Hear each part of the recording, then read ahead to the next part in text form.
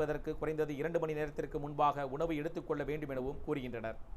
இந்த ஆண்டின் முதல் சந்திர கிரகணம் மார்ச் 3ஆம் தேதி செவ்வாய்க்கிழமை நிகழவுள்ளது.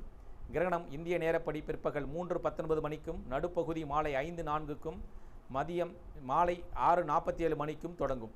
இருப்பினும் சந்திரன் உதயத்திற்கு முன் தொடங்கும் என்பதால் கிரகணத்தின் ஆரம்பம் இந்தியாவில் தெரியாது.